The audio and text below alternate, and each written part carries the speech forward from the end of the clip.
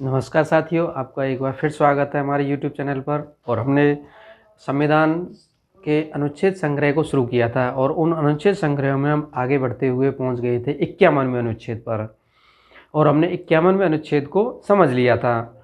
आज हम 51 क अर्थात भाग 4 क को समझेंगे और जानेंगे, उस पर चर्चा करेंगे। साथियों, बहुत ज़बरदस्त वीडियो रहने वाला है। इसके बारे में आप 2-4 क्वेश्चन बनेंगे, इसमें से छोटा वीडियो होगा लेकिन दमदार वीडियो रहेगा। लास्ट तक साथ में बने रहिए। तो शुरू करते हैं अनुच्छेद संग्रह में संविधान 4 क के बारे में। अब देखिए, इसमें जो चीज़ है वो क्या है? मूल कर्तव्य हैं। मूल कर्तव्य हैं जो कि हमारे संविधान में शुरुआत में नहीं थे, जिनको बाद में जोड़ा गया है। आखिर क्या कारण रहे थे जिनके कारण इनको नहीं जोड़ा गया? ये तो अलग अलग परिस्थितियां पे डिपेंड करता है कि जब कैसी परिस्थितियां थीं। लेकिन हम यहाँ पे इनके बारे में चर्चा करते हैं थोड़ा सा कि जो मौलिक कर्तव्य या मूल कर्तव्य जो है वो उदारवादी देशों के संविधानों में जगह कम मिलती है इसको, या कम तरजीह दी जाती है। हम देख सकते हैं कि यूएसए, ऑस्ट्रेलिया जैसे जो उदारवादी देश हैं वहाँ पर इसको कम जगह मिली हुई है। मात्र जापान एक ऐसा देश है जहाँ पर मौलिक कर्तव्यों पर ध्यान दिया गया है या जिनके महत्व को समझा गया है। और समाजवादी देशों के संविधान में इनको ज़्यादा जगह मिलती है ज़्यादातर। और इसी क्रम में भारत के जो संविधान में इनको लिया गया है वो सोवियत संघ अर्थात यूएसएसआर से प्रेरित होकर के भारतीय संविधान में इन्हें जोड़ा गया था। अब इसकी प्रक्रिया कैसे शुरू होती है? ये होती है 1976 में आपातकाल के दौरान सरदार स्वर्ण सिंह समिति बनती है, गठित होती है और वो सुझाव देती है नागरिकों के मूल कर्तव्यों के बारे में। और उन्होंने सुझाव दिए थे और उन सुझावों को मानते हुए 10 मूल कर्तव्य हमारे संविधान में जोड़े जाते हैं।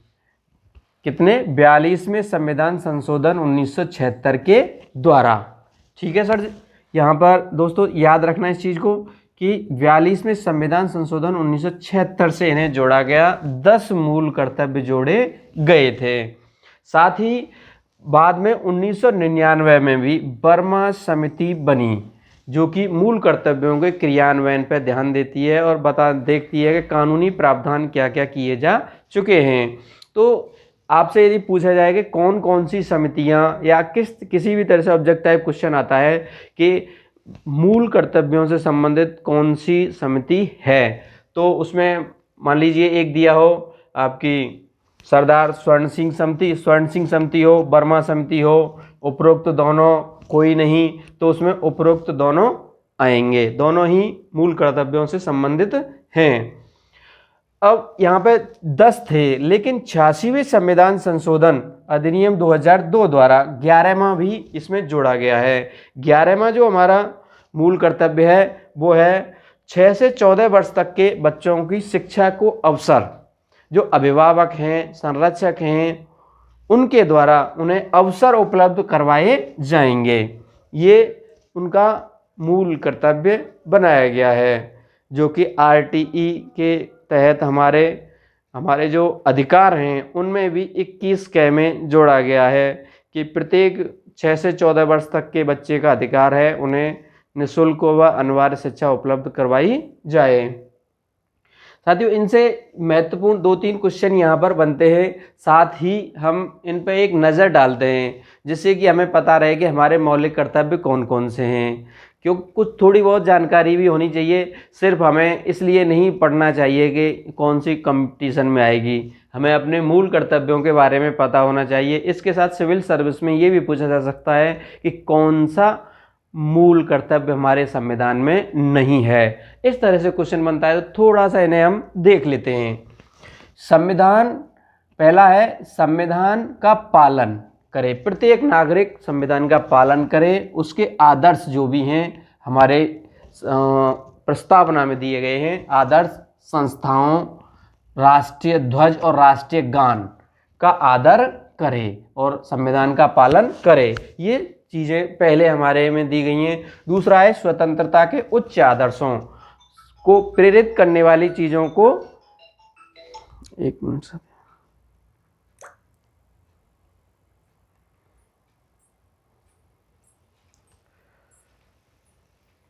स्वतंत्रता के उच्च आदर्शों को प्रेरित करने वाली जो भी चीज़ें हैं उनको हृदय में संजोए रखें, जिससे कि प्रत्येक जब भी परिस्थिति आए, प्रत्येक परिस्थिति में अपने देश के लिए कार्य करने के लिए प्रेरित हो सके।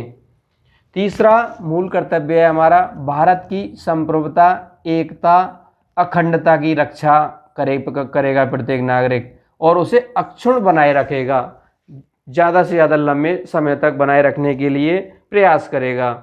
चौथा है देश की रक्षा करें, आह्वान पर सेवा करें, अर्थात जब भी आह्वान किया जाए तो देश की सेवा के लिए आगे आएं। समरसता एवं समान भ्रातृत्व को बनाए रखने का प्रत्येक नागरिक का मौलिक कर्तव्य होगा। स्त्रियों के सम्मान के विरुद्ध यदि कोई प्रथाएं हैं, हमारे समाज में बहुत सारी प्रथाएं, उनको हम त्याग दें, जिससे कि एक विकसित या ये कहे अच्छा समाज बन सके। प्राकृतिक गौरव, छठवां है हमारा, गौरवशाली परंपरा को समझें, अपने देश की जो गौरवशाली परंपरा है उसे याद रखें और उसकी रक्षा करें। सातवां है प्राकृतिक पर्यावरण, जिसमें कि वन, नदी, वन्यजीव की रक्षा और संवर्धन, अर्थात उन्हें ज़्यादा से ज़्यादा समय तक रखने के लिए उनकी सुरक्षा की जाए। प्राणी मात्र के प्रति दया भाव रखें, प्रत्येक नागरिक का ये कर्तव्य होगा। आठवां है वैज्ञानिक दृष्टिकोण रखें, मानववाद और ज्ञानार्जन और हमेशा अपने आप में सुधार करने की कोशिश करें, वही तो हम कर रहे हैं। ये आठवां मौलिक कर्तव्य देखिए हमें कितना सटीक जगह पे ले जाता है। हमेशा हम यही करने की कोशिश करते रहते हैं, अपने आप में, अपने पर्सनैलिटी में, अपने ज्ञान में, सब में अर्जन करते रहते हैं।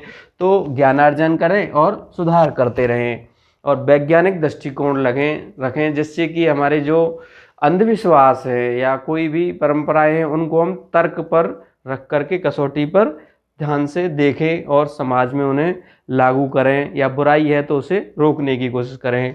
नौवां है हमारा सार्वजनिक संपत्ति, जो भी संपत्ति है उसको रक्षा की जाए, जो सार्वजनिक संपत्ति है, और हिंसा से दूर रहें, जिससे कि शांति कायम रहे समाज में। और 10वां है व्यक्तिगत व सामूहिक गतिविधियों के सभी क्षेत्रों में उत्कर्ष की ओर बढ़ने का प्रयास करें। ये हमारा मौलिक कर्तव्य है। अंतिम और सबसे श्रेष्ठ लगता है मुझे कि आप जब भी अपने जो भी क्षेत्र में काम पढ़ रहे हैं या कोई काम कर रहे हैं, तो निश्चित रूप से प्रत्येक व्यक्ति को ये उत्कर्ष की ओर हमें प्राप्त करने की कोशिश करते रहनी चाहिए, जिससे कि हम आगे बढ़ सकें और अपने परिवार का, अपने घर का, समाज में अपना नाम रोशन कर सकें। और 11वां हमने पहले ही देख चुके हैं, 6 से 14 वर्ष तक के बच्चों को शिक्षा के अवसर अभिभावकों के द्वारा उपलब्ध करवाए जाएंगे। तो इसमें से आपको 4-5 क्वेश्चन बनते हैं, बहुत ही आसान हैं। यदि आप 1-2 बार इसे देख लेंगे तो बिल्कुल नहीं भूलने वाले। भाग 4 के हमारे मूल संविधान में नहीं था, एक बार देख लेते हैं दोबारा से। नहीं था, जिसको कि 42वें संविधान संशोधन 1976 के द्वारा जोड़ा गया है, और हमने सोवियत संघ से प्रेरित होकर के इनको जोड़ा था। सरदार स्वर्ण सिंह समिति 1976 की सिफारिश पर इन्हें 10 मूल कर्तव्यों को जोड़ दिया गया।